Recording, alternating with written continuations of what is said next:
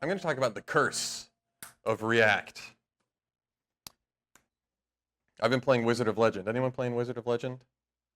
Man, go download it on whatever device you've got. I played on the Switch, and I finally got through the Chaos Trials on the plane over here today. My heart was beating like crazy, and I had no one to celebrate with. But anyway, in this game, there are cursed relics. So relics give you some sort of stats boost. So you might get more defense from something, or offense, or cooldown, timers will go down. But the cursed relics usually have a great positive benefit, but they also have a really bad not benefit. Something really bad will happen as well. So like that halo right there, I forgot what it's called, but if you pick that up, then I think that you'll be revived if you die, but when you pick it up, you lose half of your health. And health is really hard to come by. So you're like, is this worth it? So when I came to React, I was mostly doing jQuery and Backbone. I had a little stint with Ember, but we didn't ship anything.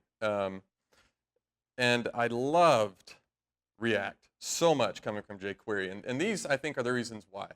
Our UI is a function of state versus our UI is a function of time. There's a lot of nuance in there, but if you've done React and you've done jQuery, I think you know what we're talking about there and how much easier it is. DOM mutation, you just call set state, and then React does the rest. Life cycles for setting up and tearing down. In jQuery, it was hard to know, is this thing on the page anymore? Did we get rid of it? Do I need to clear out a timer? And then composition with components is just so painless. So let's see just how awesome React really is. We're going to make a little drop-down component super fast here. So we're going to need a button, and then let's say that's the actions. And then we'll need some state. Let's say is open. And then if it's open, then we'll do another div here. Then we'll render our children. You can see the API down below, down here. This is our drop-down. We got the items down inside and a little action on select. So let's get our state here. We'll be not open at first. Let's get some class names on here so it looks half decent. Drop-down, we'll put a class name over here. Class name is items. And then, let's see, when we click a button, we're going to set some state, if we can get used to the angle of this podium. Is open. The opposite of this state is open. I know I should use the function form of this for async React, but we're not going to worry about that right now.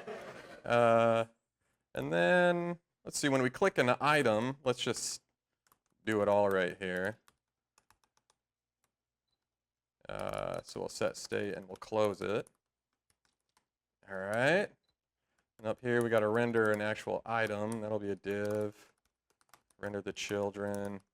And then when it gets clicked, we'll just call this .props on select. Save it. Okay, button's there. There they are. The styles didn't apply, but whatever. Check it out. It works. We click save. We get our action save. So React is like awesome, right? So now we're going to live code that very same interaction with jQuery. Just kidding. This is what I did. When I had to build a drop-down menu in jQuery, I'd be like, I can't do this. And so I'd go and I'd grab jQuery UI like most people did, and then I'd just let jQuery UI handle it. Okay, so what is the curse of React? The curse is React apps are less accessible than the app they replaced. Now, I remember as React started to hit the mainstream, it started to hit a group of web developers who started saying React isn't accessible, and I was like, I do tons of accessibility, and it makes it pretty easy for me. And so I had a hard time like understanding why there was this criticism about React and accessibility. And I think that this is why. Let's look at what was missing from our drop-down menu. We didn't have any keyboard support. Enter to select, arrow up to navigate up and down, close on outer click, close on escape. We need to trap focus so they can't tab out of it. We didn't have any of the ARIA attributes to tell a screen reader what is actually happening. So a blind user or just anyone using a screen reader, they aren't always blind, wouldn't get the audio from their screen reader about what's going on. Links probably wouldn't work in there quite as well if we had the keyboard in there. Did you know on Mac and Windows, if you have a dropdown open and you start typing, on a Mac it'll go and select the thing that you're, you can't see the letters you're typing, but it'll match on that. Windows is a little weird and it like selects it right away. Maybe that's not weird for people on Windows. It is to me. And then there's probably a whole bunch of other stuff that I'm not thinking of. Wait, so what's the curse? In jQuery, rolling your own drop-down menu is hard. So you bring in jQuery UI, and it's ubiquitous, and so it was made accessible by the community. So jQuery apps, by default, were pretty accessible because it was hard to build an interaction, so you'd go and you'd grab off-the-shelf third-party things that had put in the time and effort and had the know-how to make it accessible. In React, we all roll our own. The GitHub design system probably has all of your own accessibility in it, right? Which talked earlier with Diana, and they're doing a great job there. They have people dedicated to that. I've been asked a lot over the last 3.5, 4 years of teaching React at workshops to people. Been asked a lot like, hey, what component library should I use? And I've audited a lot of them, and none of them have ever quite gotten to the level of accessibility that I would like. Some of the projects are really accessible, though. But even when they are accessible, now they're tied to a brand.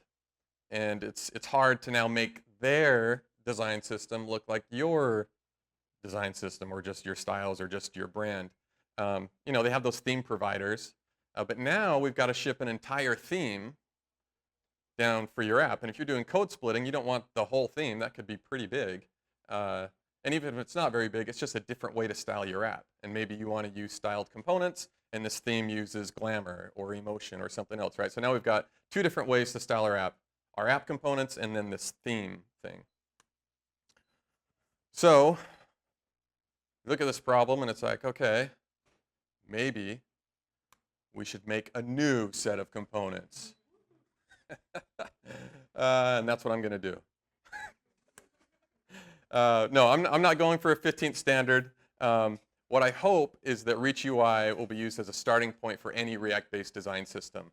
Everyone trying to do accessibility, like we're going to have varying levels of solid accessibility. With Reach UI, the plan is to get as many people as I can to help out and make this thing accessible. I'm talking about I'll be meeting with blind folks that I know up there in Seattle and have them be user testing this stuff.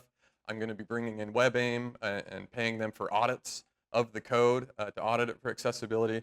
And I want React to be the most accessible web platform that we've ever seen. And I think that we have enough smart people working on these design systems and components to make that happen. It's going to feel a lot like HTML elements. So you could use styled components, you could use class names, you could use style, CSS prop, just a plain old style sheet, and style this thing however you want. So there'll be accessible off-the-shelf components that look okay. That's a lot like an HTML component, right? It looks all right. But you'll probably want to add some more cell on it if you've got some designers on your team. But if you don't have designers on your team, they'll be good enough.